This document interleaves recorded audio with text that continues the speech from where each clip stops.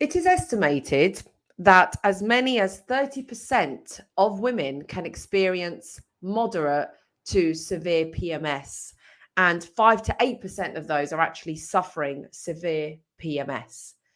So, how does that show up in our lives, not only in our personal lives, but when we're trying to run a business, when we're trying to be mothers, when we're trying to go to work and we're suffering, our bodies are suffering with severe PMS and many other, challenges that we have to face as women, like menopause or even just being pregnant, right? That's going to cause some other issues. So our bodies have to go through a lot, and we're trying to keep our shizzle. We're trying to keep our shizzle together and still boss it every day. So welcome to the Money Honey, the show that brings together women in finance, construction, and property. And today I am covering all angles today, where we are being blessed with Clare Knox, such an experienced, qualified, and super money honey for the show today. Clare Knox runs a business called See Her Thrive.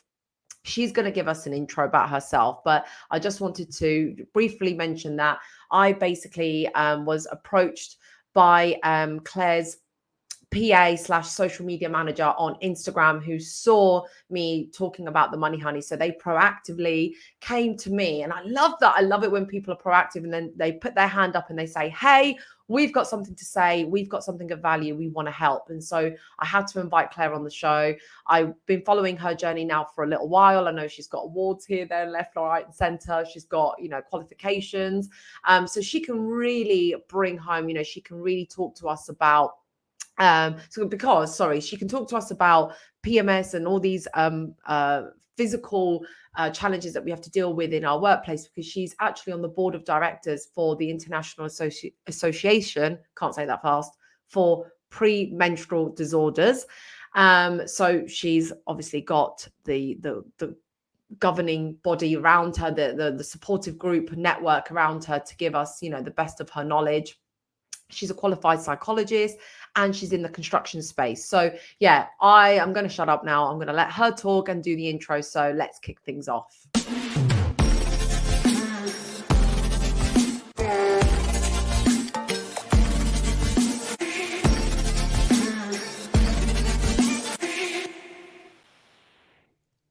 There she is. Hello, Claire.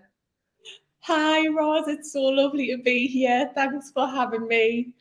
Oh, no, thank you for making yourself available, because, when I read your profile and, I thought this is a busy gal. So the fact that you made yourself available for this is so appreciated. Thank you so much. I've never had anyone on the show to talk about this angle that we're about to cover today. So this is super important. I know the Money Honeys listening are going to love it. So please give us an intro into who you are and what you do. Yeah, absolutely. I would love to. And you've already started that, so thank you. So I'm Claire. I'm the founder, CEO, and business psychologist at See Her Thrive. And I'll probably start with a bit of a backstory as to why See Her Thrive exists. So I live with a condition called premenstrual dysphoric disorder, or PMDD for short. And you mentioned in your intro severe PMS and the fact that 5 to 8% of people live with severe PMS, and that is PMDD, and that's what I live with. And I was a secondary school teacher, battling, every month, battling these horrific symptoms. Didn't know what on earth was going on. I thought I was broken, and really struggled to function both at work, but it had an impact on relationships, friendships, my social life. And when I looked at what support was available in terms of workplace support, there was nothing, absolutely nothing. And I realized that it's not just PMDD, but also if we take things like endometriosis, polycystic ovary syndrome, heavy menstrual bleeding, periods in general, and menstrual health, all the way through to menopause, there was just this huge, huge gap in workplace awareness, conversations, support. And so I thought, you know what, I need to change this. I need to do something about this. So I retrained in business psychology, specializing in women's health in the workplace, and set up See Her Thrive. And now we go into companies and provide training, education, development, all around menstrual health, menopause, reproductive health, all of those things that we haven't talked about. We blow the conversation wide open.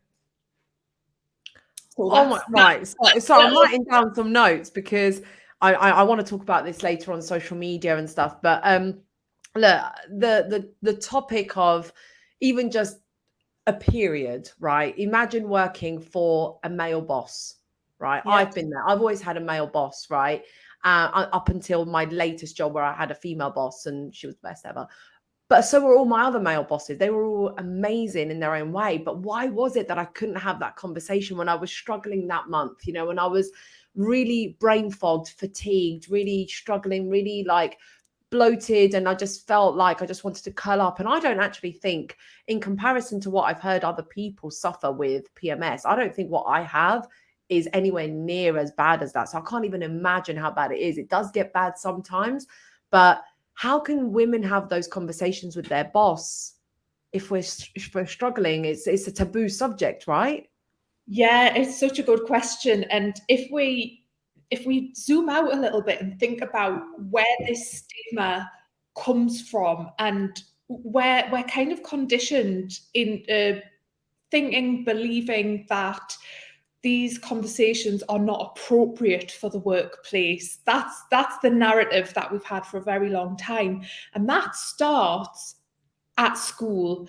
And I'm not sure about you, but when I think about the period education I had at school, the girls were taken to a classroom, the boys were sent out to play football, and a woman came into school with this box of free samples of pads and tampons, and we were told, you know, we must have been 9, maybe a little bit older.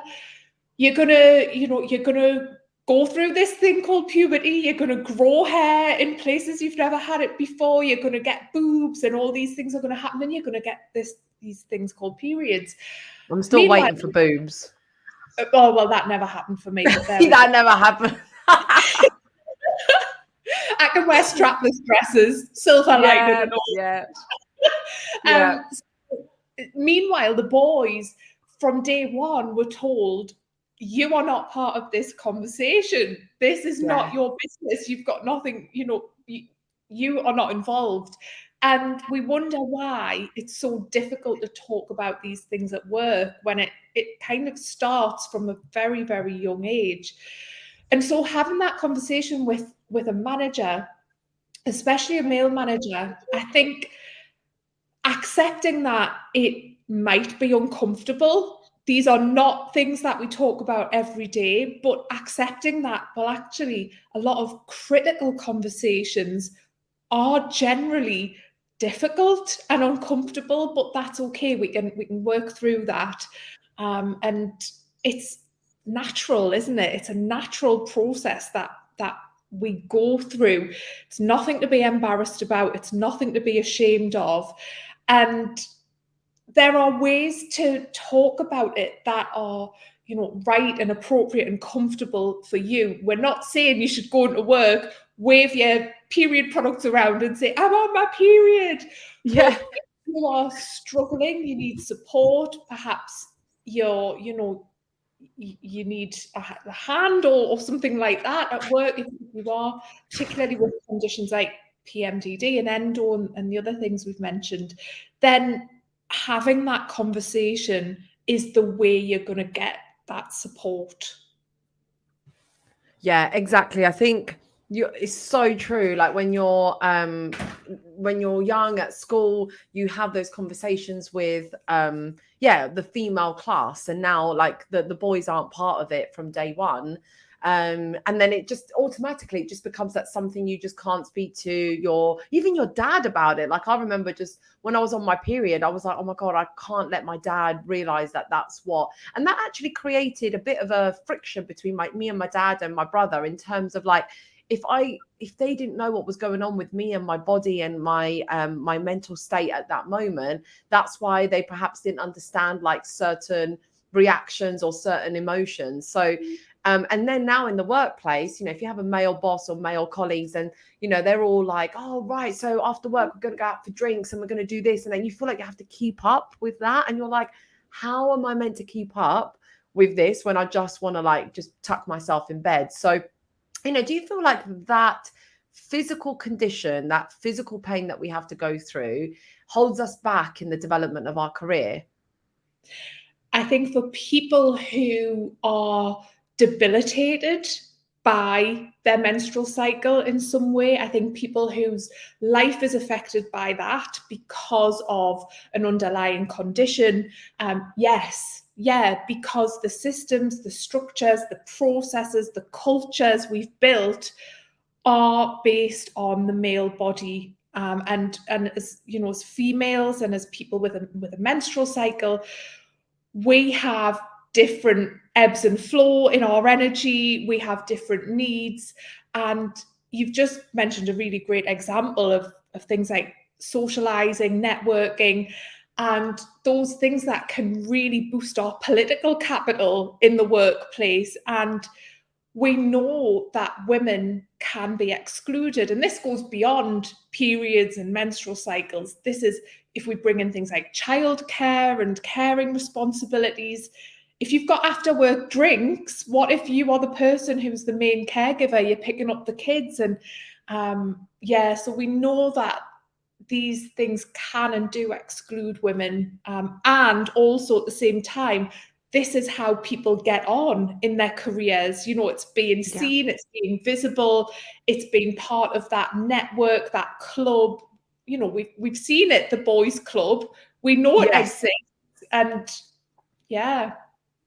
that is definitely something that I've had to quietly suffer with. And not that I had to, but I have suffered, in silence, where like I said, I don't think I'm in the statistic of like the 5 to 8% of women who suffer severe PMS.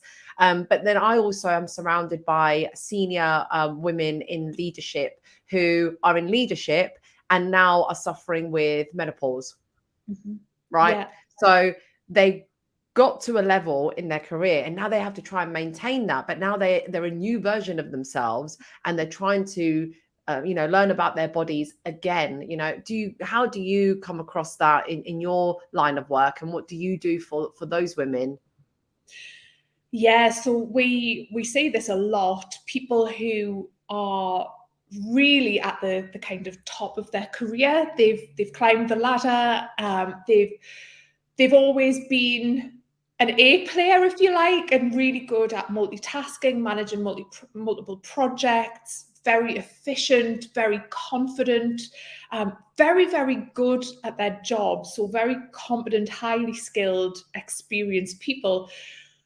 Perimenopause hits and those symptoms start to creep in. And one thing we don't often talk about is the impact that it can have on confidence. If you're grappling with things like brain fog and all of a sudden you're dropping balls left, right, and center, and you're forgetting things, you're showing up to meetings at the wrong time, you're just generally not able to perform perhaps at the pace or the level that you have done previously because you're dealing with these symptoms. And for some people, they don't even know that it's perimenopause. In fact, for a lot of people, because the education around menopause is so poor, and don't connect the dots, but the impact that can have on confidence, what we're seeing is women aren't putting themselves forward for promotion because they're worried that they're not going to be able to do the job. We see that women are reducing their hours, stepping back, or leaving the workforce altogether because of the impact of symptoms. And often it's not just the symptoms, but it's everything we've talked about in not being able to say, hey, I'm really struggling, I need some support, not being able to say that, and then the organisation perhaps not being proactive in providing that support. So that's where we work with clients, and we provide menopause training for managers, for teams, to build that awareness, to help people understand how serious this is, you know, on an individual level, but also to the business.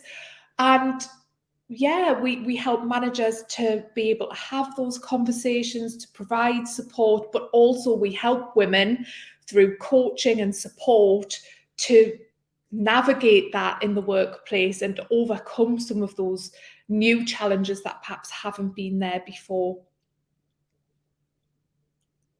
I mean, I know at least between 5 and 10 women that have not only been on the show but listened to the show, that as soon as this is launched, they're gonna be like, "Whoa! Oh my god!" Like they're gonna jump on this immediately. You know, I can already see people I can connect you to, and you know, bring you further into the financial services sector, at least in my my sphere of influence and in my circles, because I know that the women I look up to have been struggling with this, right?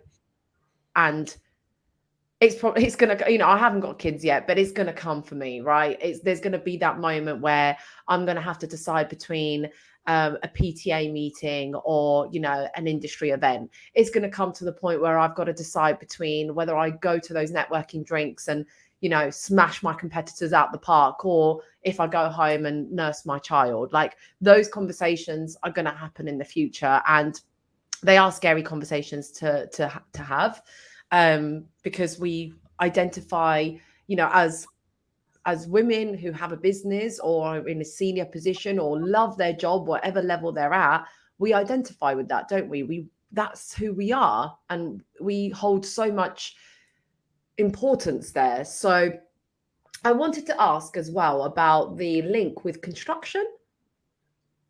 What's that about? Yeah. So tell us about that. So we've worked with, or we've spoken at different events, different construction events, and actually that's often been a result of women's networks reaching out to us and saying, you know, we really want to blow the conversation open. We're not talking about this, and we recognize that this is a really important thing that we want to cover and talk about. And at these various events, talking to women in construction, I mean, it's been so eye-opening. So I remember having a chat with an archaeologist, and she said, you know, we are expected to go out on site. It's just part of the job, and there are no toilets. So if you're on your period, like, what do? You're in the middle of nowhere. There's not even a toilet. And for males, that's not so much of an issue. But she's like, I really struggle with that. And for me, that was like, oh my God, I hadn't even thought of that. When I think of work, I think about, and this is a bias I've got, and I have to really work on this. My brain goes to officers, you know, people who are in offices who are actually very privileged because they've got access to washrooms, potentially period products and things like that. But when we think about construction, we've got people who are out on site, who might not have access. And then the physical demands of that. I also talked to her and said, I would not be able to do that in the days leading up to or during my period, because my fatigue is so bad. What would that mean to me? Would I be fired because I couldn't do the job? Like, would there be flexibility around that? What would that mean? So it really opened my eyes, and I've had subsequent conversations around things like misogyny and sexism, and people talking about, you know, they go onto site and it's the catcalling, and it's the being mistaken for the secretary when they're the architect and they're the project manager. So there's so much still to do, but we're really confident that little by little we'll get there. But it's Yeah. Oh my gosh. So I used to be on a construction site because I used to do construction recruitment, and this was my first job coming out of university. It's got nothing to do with my degree. Pretty much nothing I do has got anything to do with my degree, if I'm honest with you. Like, I literally just have a degree. Yeah. I literally just have a degree and then just do everything else outside of the degree. But anyway, I went into construction, into recruitment, and I used to hire senior, like project managers, quantity surveyors. So what we call white collar. I don't know if that's even a term. Is that still used? I think it must be. Anyway, white collar instead of blue collar. Oops. Sorry about that background. Anyway, so I remember having to go from the office. So I would be doing my office stuff, calling, doing the business development and finding candidates and things like that. And then my other part of the job was, right, hard hat on, high vis, and I'd still be in my like office attire with like my heels and things like that. And then I'd be on site with, this like, power suit on, but with my high vis and hard hat. So already it was like, attention seeking. It was I wouldn't say I was attention seeking, but it called attention because I was the only female on the site. So if I would then go on site and be like, oh hi, can I speak to the project manager please, because I've placed this grown-ass man on this site, like I am responsible for this project manager working on this development, yet you guys are treating me like I'm here to do like a cabaret show, like no recognition whatsoever to what part I played in finding a really qualified, experienced and reputable candidate for that role. And then I'm on site and they just think I'm there like to have a laugh. And you know what, looking back now, I quietly took it. I just took it. Like, I was 22 years old, 23. Like, I wasn't going to be there like, excuse me, you are speaking to the future money honey here. Like, I wasn't that sassy back then. I just took it because I just thought, this is what people do. Like, this is it. This is like what the construction life is like. It's really hard though, isn't it? I think sometimes, well, there's a number of things going on with that. So I think age is a function of this, the confidence. And if you're straight out of uni, you're still figuring out who you are, what you're about, I think it's a really big thing to be able to turn around to a group of males and be assertive. And also that environment can feel really threatening for us as females. And I've tried to explain this to my husband, you've got no idea what it's like as a female to approach a group of males and what that feels like. And there's a reason for that. It's very Darwinian, isn't it? And evolutionary, but it's protection. It raises our threat level. But if we, that's applicable to any scenario that potentially there are groups of males and we are in the minority. And yeah, just feeling that on edge. It feels hostile sometimes. Yeah, it can do. And do you know what? They don't know that that's going on. Like, they don't know that that's what you're feeling. So again, it goes back to that communication. So I know that we can talk so much more about this. And I think there's some stuff we can definitely do offline as well in terms of like future engagements. If you'll have me, I'm sure there'll be ways in which we can collaborate. But in the meantime, what are your closing thoughts or your final kind of top tips that you would like to leave the listeners with in this space that we're holding right now? What would you, love for them to action? Maybe there's an action, maybe you've got some homework, maybe you've got a top book. I don't know, anything that you want to leave them with. I feel on the spot now. Well, I think if this has spoken to you, first of all, and you think you might have PMDD, really, really important to reach out, get support, start doing some research on that. And I can definitely share some places to go, but IAPMD are really, really the best place to go for that information and support. I'm also happy to have a chat with anyone, because I know it can be really daunting and a really lonely place. So that would be the first thing. Next, from a workplace perspective, if this has resonated with you and you're thinking, we could absolutely do something to make a change in our workplace and make things more inclusive for females, particularly, the large percentage of people who are living with PMDD, endo, PCOS, going through fertility treatment, experiencing pregnancy loss, all of those experiences that we can go through.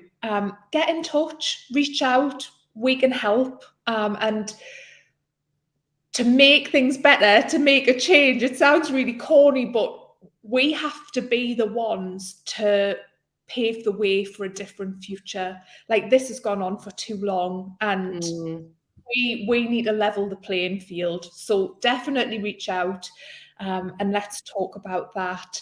And then, podcast. So I listened to a really, really informative podcast recently, which I think, if you're interested in hormones and that side of thing, it was the Huberman interview with Dr. Sarah Gottfried. So if I've heard of her. She's incredible. She's absolutely incredible. One of my absolute heroes. So yes, if you're interested in all things hormones and menopause and that kind of thing, I think you would really enjoy that. Nice. Okay. Wow, you have been very generous, Claire. Very generous, not only with your time today, but you've even volunteered to have, private conversations. So that's really, really generous of you. I will put in the show notes your links to social media so that people can follow your journey and people can kind of connect with you and know more about what you do. I've already jotted down for myself, this is positive pollination. This is part of the culture of Manuka Media and the Money Honey, which is passing something on, so some positively impacting somebody else, like spreading that pollen, spreading that magic. So I've already made a note of the 2 people I'd like to introduce you to, which I think can open up, speaking opportunities, networking opportunities, and really make a positive impact in financial services, at least with the women that I know in this space. So I've done that. So in the spirit of positive pollination, who do you think would be a beneficial speaker on the Money Honey show that you would love to see, because you think what they have to say is hugely, is in line with the Money Honey, but also it can be immensely beneficial to the listeners? Anyone that you would nominate? Yes, so I would love to nominate the founder of an organisation called Grace and Green, Frances Lovecraft, who, she is an environmentalist by background, and Grace and Green provide sustainable period products. And when you listen to Fran talk about the impact of products on the environment, it's mind-blowing. And not only that, but, and I'm not going to mention any other brands, but the chemicals and harmful things that are in the products we put up our vagina. Do you know what I mean? Yeah, in our body, we literally shove it in there, and it's not good. So yeah.